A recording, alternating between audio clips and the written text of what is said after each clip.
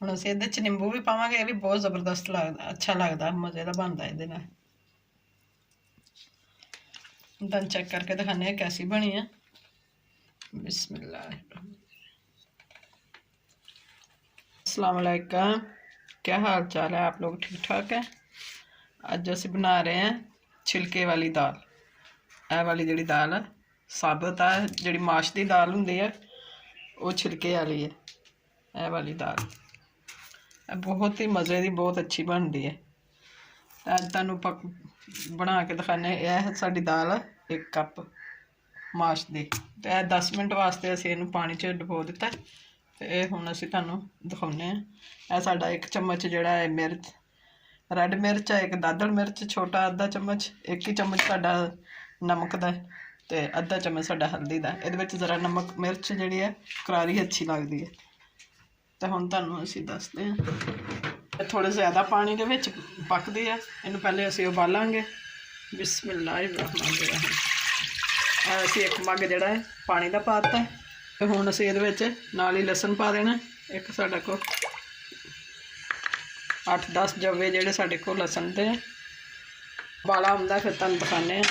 फिर इस तो बाद विच पा दिंदे। तुसीं भी ज़्यादा बस 10 मिनट ही दाल तुसीं डुबोनी है पानी विच, तो बहुत ज़बरदस्त बनदी। हुण देखो इस तरह जल्दी गल जाती जो पानी च रखो। नहीं भी पानी च रखनी तो पानी गर्म करके फौरन तुसीं इहदे विच पा सकते हो। बिस्मिल्लाह। देखियो हुण साडा पानी गर्म हो गया। हुण असीं इहदे विच छिलके वाली आह वाली दाल है, यह हैगी साडे कोल 1 कप आ, तो पानी जिहड़ा वा असीं 2.5 गिलास पाए है। हुण जदों कुकर च नहीं अच्छी बनती ज़्यादा ना, इहदे च ज़्यादा अच्छी बनती, असीं इसे तरह ही पकाई दी, कुकर च नहीं बनाई दी। तो हांडी च पकाया करो, ज़्यादा अच्छी बनती है। हुण बस खुद ही हुण पकदी रहेगी, जिस टाइम गलेगी फिर असीं इहनूं तड़का लगावांगे। बाद च फिर इहनूं नमक मिर्च पावांगे जदों दाल अद्धी साडी गल जाएगी। हुण असीं इहनूं ढक दिंदे हां। यह साडी नमक मिर्च दादड़ मिर्च ये वा। हुण असीं इह विच शामिल कर। माशाअल्लाह काफ़ी देखियो गल गई है। यह वेखो दाल साडी बिल्कुल गल गई है, अद्धी गल गई है, अद्धी है। तो हुण असीं इहदे विच नमक मिर्च पाती है। तो फिर हुण थोड़ी देर होर पकदी है, फिर इहदे च असीं तड़का लगाने। लसन असीं पहले पाता सी ताकि इहदे विच जिहड़ा ये बिल्कुल नाल मैश हो जाएगा। इहदे देखो ये गल जांदा, इहनूं इस तरह असीं दबा दांगे हांडी दे नाल ही इस तरह। ये बिल्कुल बस 15 सानूं 20-25 मिनट लगे आ। पहले असीं दाल नूं इदां उबालिया वा, फिर अद्धी गल गई दाल साडी। असीं हुण उहदे विच नमक मिर्च पाता, बाद च असीं फिर तड़का लगा के फिर तुहानूं दिखाने। तुसीं भी इहदे विच ही पकाया करो, हांडी च ज़्यादा मज़े की बनती है। मेरे चैनल तुसीं शेयर करना, लाइक करना और फॉलो भी करना। और कोई तुहानूं रेसिपी पसंद आ तो फिर मैनूं दसना, मैं वो भी बना के तुहानूं दिखावांगी इंशाअल्लाह। साडी दाल जिहड़ी आ पक गई है, तो हुण असीं इहदे च तड़का लगाउण लगे। बिस्मिल्लाह।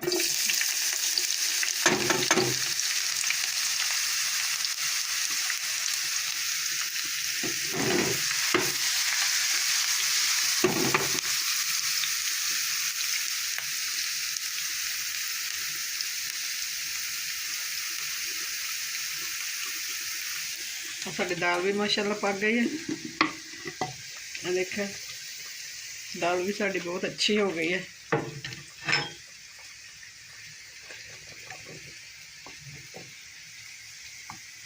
नमक असीं चख लिया सीगा ते बिल्कुल सही सी। तो हुण तुहानूं तड़का लगा के दिखाने हैं।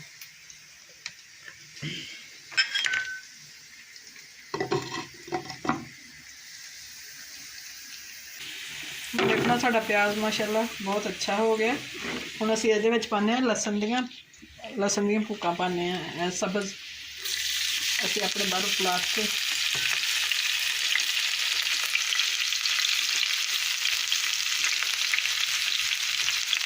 नाल ही असीं इहदे च पा दांगे अदरक।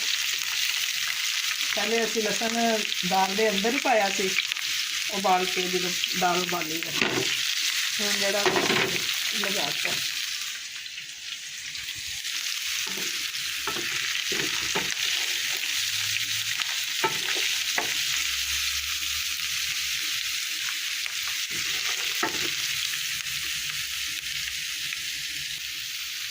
इसके अंदर ही असीं जीरा पा देंगे।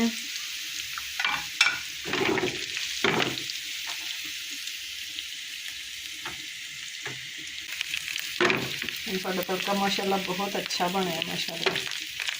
हम असीं इहदे च तड़का अपना लगा लेंगे।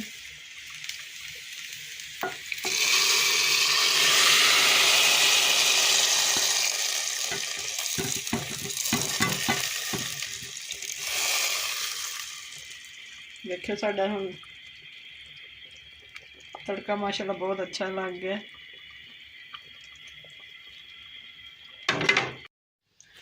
बिस्मिल्लाहिर्रहमानिर्रहीम। हुण असीं तुहानूं चैक करके दिखाने कि साडा सालन दाल जिहड़ी आ ये काली दाल है छिलके वाली माश वाली, ये बहुत अच्छी तो बहुत ज़बरदस्त बनती है। हुण असीं इहदे च निंबू भी पावांगे, ये भी बहुत ज़बरदस्त लगदा, अच्छा लगदा, मज़े दा बनदा इहदे नाल। तुहानूं चैक करके दिखाने कैसी बनी है। बिस्मिल्लाह।